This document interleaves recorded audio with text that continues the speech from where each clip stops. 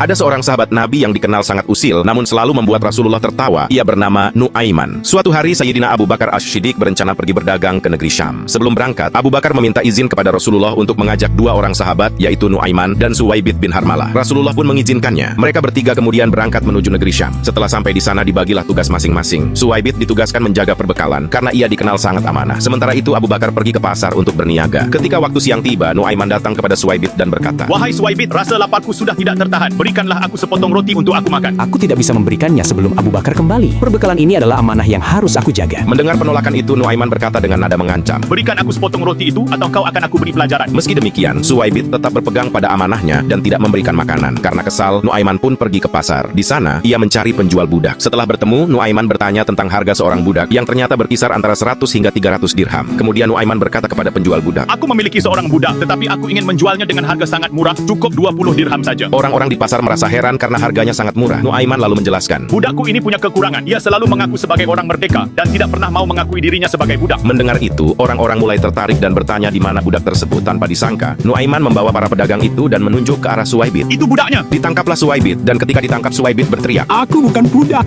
aku orang merdeka. Namun orang-orang tidak percaya. Kami sudah tahu kekuranganmu. Kau memang selalu mengaku merdeka. Suwaibit terus berteriak, tetapi mereka tidak menghiraukannya. Ia pun dibawa ke pasar untuk dijual. Nuaiman menerima 20 dirham dari hasil menjual sahabatnya itu. Uang tersebut ia gunakan untuk membeli makanan dan minuman, dan ia juga tidak lupa membelikan hadiah untuk Rasulullah. Tak lama kemudian, Abu Bakar pulang dan mendapati Suwaibit tidak ada. Ia pun bertanya kepada Nuaiman, Wahai Nuaiman, di mana Suwaibit? "Sudah aku jual, wahai Abu Bakar." Mendengar jawaban itu, Abu Bakar tertawa dan meminta Nuaiman menjelaskan semuanya. Nuaiman pun menceritakan kejadian tersebut dengan jujur. Setelah itu, Abu Bakar pergi ke pasar dan membeli kembali Suwaibit hingga ia kembali bebas sebagai orang merdeka. Ketika mereka pulang ke Madinah, kisah ini diceritakan kepada Rasulullah. Saat mendengar cerita tentang Nuaiman, Rasulullah tertawa sejadi-jadinya hingga gigi geraham beliau terlihat jelas di hadapan para sahabat.